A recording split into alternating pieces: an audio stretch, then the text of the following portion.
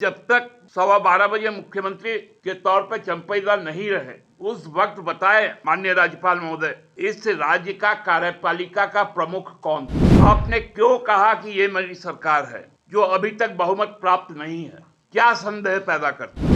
आपने जब मंत्रिमंडल गठन किया तो आपने कहा कि आपको विश्वास मत साबित करना पड़ेगा। इसका मतलब आपके मन में यह संशय था कि सरकार अल्पमत में 80 सदस्यीय झारखंड विधानसभा में क्या आपको कानूनी राय लेना पड़ा कि आप 80 में 49, हमको लगता है 2/3 है। इतना भी अरिथमेटिक आपका कमजोर है क्या?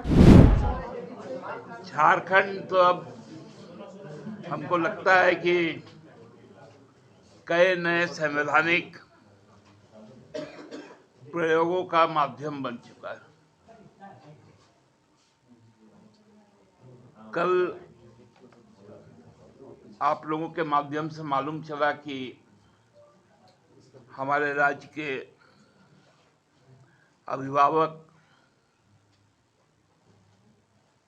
माननीय राज्यपाल महोदय प्रिंट मीडिया के लोगों को बुलाए और एक मीडिया से कुछ स्पष्टीकरण भी मांगे। तो उत्सुकता मुझे भी हुई। आज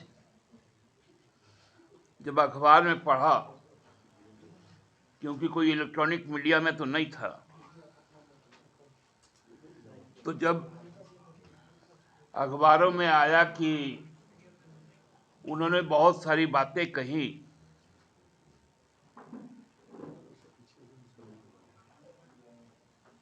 तो हिंदी में एक कहावत है, दाढ़ी में तिनके वाला। आखिर ये जरूरत क्यों आई? क्यों उनको बोलना पड़ा कि मैंने क्या क्या किया?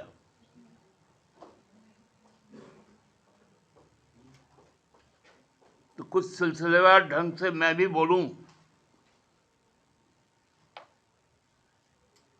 कि ईडी ने जब उनको कहा कि हम हिरासत में ले चुके हैं,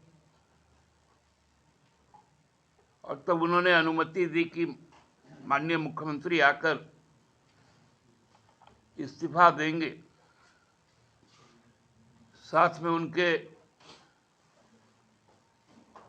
5 और लोग भी आ सकते हैं, तो लोग गए। उन लोगों के पीछे पीछे जो दावा पत्र में जो हस्ताक्षर थे 43 लोगों का, सभी लोग राजभवन में घुसे और राजभवन का मुख्य द्वार जो है वो लोहे का है। उस द्वार को कोई क्षति नहीं पहुंची, और द्वार में खड़े जो सुरक्षा कर्मी थे जो राजभवन से संचालित होते हैं, उन्होंने 2 बसों को परमिशन दी अंदर जाने को। और जब लोग अंदर गए, बस से उतरने लगे, तो मालूम चला कि उनकी अनुमति नहीं है। लोग फिर से बस में बैठ गए, फिर उन्हें बाहर निकाल दिया गया। माननीय मुख्यमंत्री ने अपना इस्तीफा दिया। गठबंधन के संयुक्त नेता, वर्तमान में मुख्यमंत्री आदरणीय हेमंत सोरेन जी ने, चंपई सोरेन जी ने सरकार बनाने का दावा पेश किया। माननीय महोदय, जो मेरी जानकारी में है कि आपने उस वक्त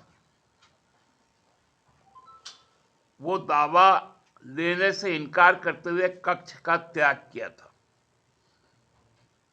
और पुनः 15 मिनट बाद आप आकर उस पत्र को स्वीकार किए थे और आपने कहा था कि मैं आपको बताऊंगा।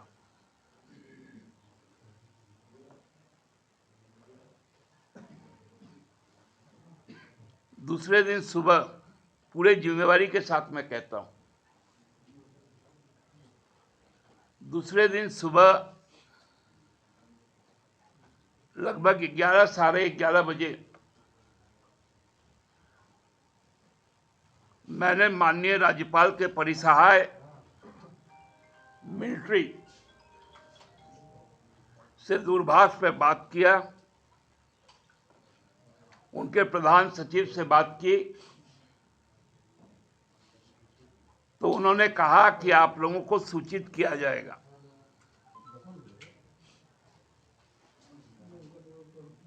हम लोगों ने लगभग 3 घंटे इंतजार किया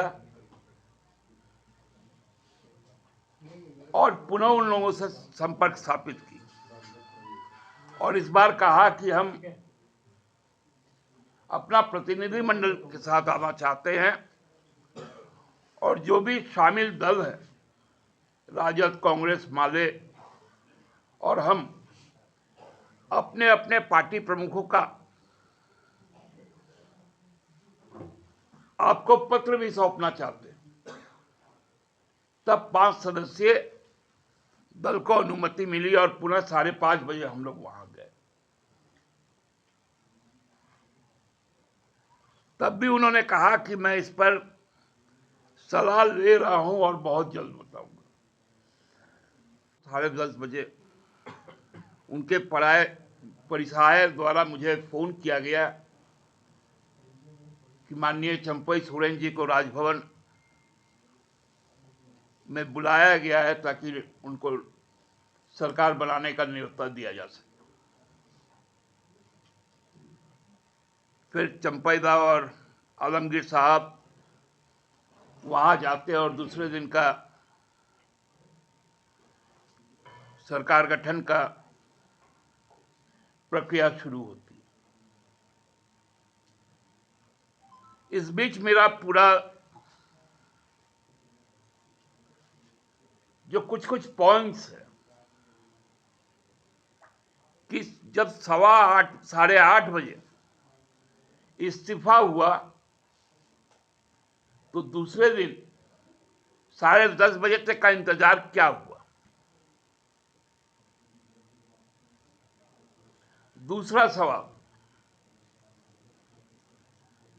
कि जब तक 12:15 बजे मुख्यमंत्री के तौर पर चंपईदा नहीं रहे, उस वक्त बताएं माननीय राज्यपाल महोदय, इस राज्य का कार्यपालिका का प्रमुख कौन था। उस समय किसी आपात स्थिति उत्पन्न होती तो उसके लिए जिम्मेवार कौन होता।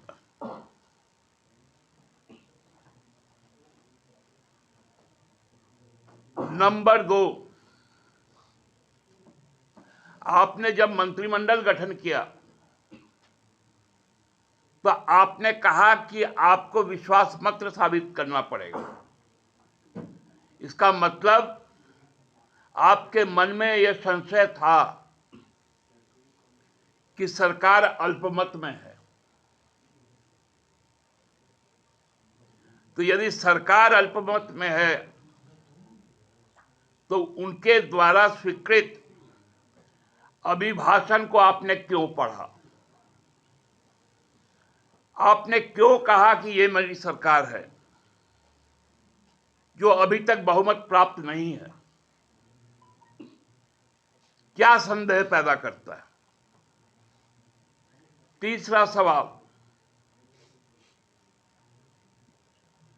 जब आपके दिए निर्देश के अनुसार 43 की जगह 47, हम तो कहेंगे 49, क्योंकि रामदास जी हमारे नहीं थे सदन में, उनका इलाज चल रहा है, और स्पीकर साहब भी हमारे हैं। विशेष परिस्थिति में उनको भी मतदान का अधिकार है।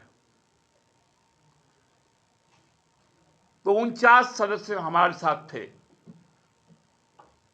तो माननीय महोदय, 80 सदस्यीय झारखंड विधानसभा में क्या आपको कानूनी राय लेना पड़ा कि आप 80 में 49, हमको लगता है 2/3 है, इतना भी अरिथमेटिक आपका कमजोर है क्या?